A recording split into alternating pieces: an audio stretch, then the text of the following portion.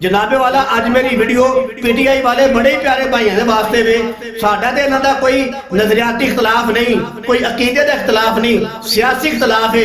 ये शुरू तो चलता आ रहा है, क़यामत के दिन तक रहना है। तो मैं अपने पीटीआई वाले बड़े ही प्यारे भाइयों सामने एक गुजारिश करना चाहना वा, दरखास्त करना चाहना वा।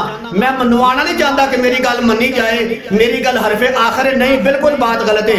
लेकिन कसम बखुदा एक हमदर्दी के तौर पर दिलों मेरी आवाज उठती है पई कि मैं तुहाडे सामने एक गुजारिश करना चाहना, पीटीआई वाले चाहे बच्चा है, चाहे बुजुर्ग है, चाहे नौजवान है, इन्हां दे वास्ते एक मैं बहुत ही दर्दमंदाना गुजारिश करना चाहना वा। तवज्जो फरमायो।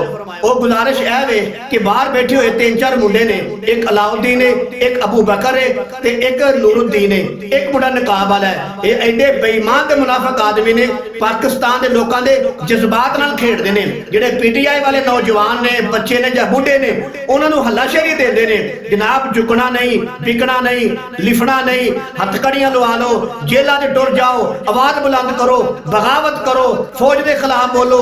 यानी कि पाकिस्तान के नौजवान ने उन्होंने हल्लाशेरी देंदे ने, उन्होंने जज्बात नाल खेडदे ने। ते जेड़ा कोई बंदा पाकिस्तान का कोई नौजवान, कोई बच्चा या बुढ़ा पिटे दा फड़िया जाता ना, तो पता है हुकूमत जिहड़ी है या फौज जिहड़ी है फड़ के लै जाती है, जेले जाके मार दी है, फैंटी लगाती है, इन्हां दी पापी चुलो सेकदी है, इन्होंने फिर मत आउंदी कि असीं गलत करने पे।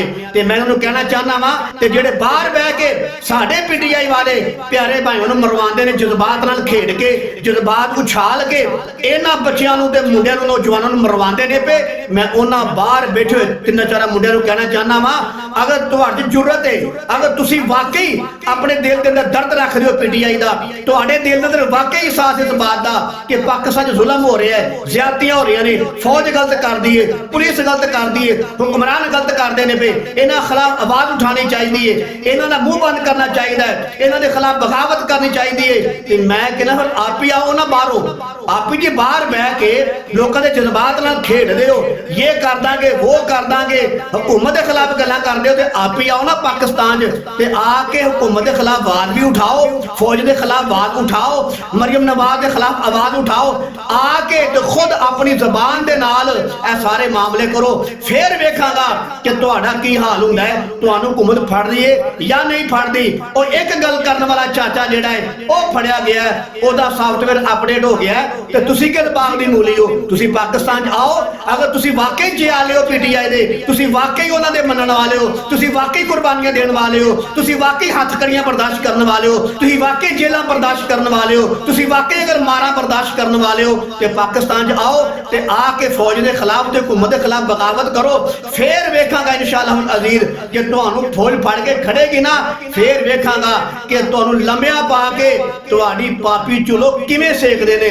ते जनाब तुहाडा उन्हां ओ हाल करना फौज ने, पाकिस्तान की हुकूमत ने, कि पूरा हफ्ता ये तुहानूं पेशाब से तरीके नाल आ गया तां गल करियो, तुहाडी कबज़ हो जानी है पूरे महीने वास्ते, तुहानूं समझ लग जानी है कि जनाब हुकूमत के खिलाफ किंज बोलीदा है ते लोकां दे जज्बात नाल किंज खेड के लोकां दे बच्चियां नूं, लोकां दे बुढ़ियां नूं, लोकां दे नौजवानां नूं ते लोकां दी औरतां नूं किवें मरवाया जांदा है। आप ही आओ ना जरा एक बारी ते आवाज बुलंद करो ते ताकि तुहाडे भुलेखे निकल जाण, ताकि तुहानूं पता लग जाए कि लोकां नूं हल्लाशेरी देण दा की मतलब हुंदा है ते आप ही मैदान च आके गल करन दा की मतलब हुंदा है। एक बारी आओ, अगर तुसीं वाकई हलाल दी मां दा दुध पीता है, अगर तुसीं वाकई हलाल दे बाप ते जम्मे होए हो, एक बारी पाकिस्तान च आओ ते आके हुकूमत के खिलाफ, फौज के खिलाफ जो बाहर बह के गल्लां करदे हो, इत्थे गल्लां करो ताकि पता लगे तुसीं वाकई ज़बान दे सच्चे हो, वाकई ज़बान दे खरे हो, तुसीं वाकई जज्बात दे सच्चे हो, तुहानूं वाकई पीटीआई दा दर्द है, तुसीं वाकई यानी कि आवाज बुलंद कर सकदे हो, ताकि पता चले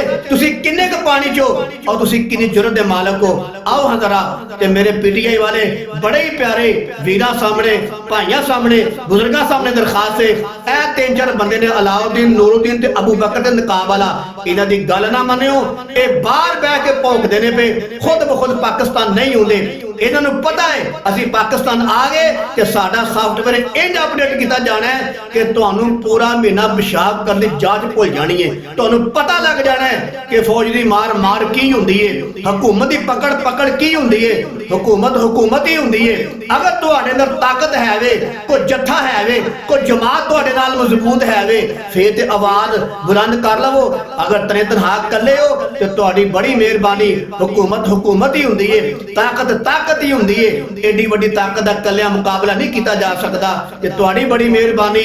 ਪੀਟੀਆਈ ਵਾਲੇ ਬੜੇ ਹੀ ਪਿਆਰੇ ਔਰ ਵੀਰ ਮੇਰੇ ਭਾਈ, ਮੇਰੇ ਬੇਟੇ, ਮੇਰੇ ਬਜ਼ੁਰਗ, ਹਕੂਮਤ ਦੇ ਖਿਲਾਫ ਆਵਾਜ਼ਾਂ ਬੁਲੰਦ ਨਾ ਕਰੋ। ਤੁਹਾਡੀ ਬੜੀ ਮਿਹਰਬਾਨੀ। ਇਹ ਤੁਹਾਡੀ ਇਕੱਲੇ ਦੀ ਜ਼ਿੰਮੇਵਾਰੀ ਨਹੀਂ, हुकूमत सिद्धि करनी ये सब की जिम्मेदारी है। अगर हुकूमत को नजायज मामला करेगी तो याद रखियो रब की लाठी भी बड़ी बेआवाज है। अपनी जिंदगियां बर्बाद ना करो ते अपने बच्चों को जलील ना करवाओ ते अपनियां मावां भैणां बेटियां धीआं जड़ियां ने उन्होंने दर खज्जल ना करवाओ। तुहाडी बड़ी मेहरबानी। इंज दी आवाज ना उठाओ। मेरी दिली दुआ है जिन्ने मेरे पीटीआई वाले बहुत ही प्यारे बुजुर्ग वीर भाई ने, अल्लाह ताला सब नूं सलामत रखे। अल्लाह ताला सब नूं दुश्मन दे शर तो महफूज रखे, हासिदीन दे हसद तो महफूज रखे। आमीन।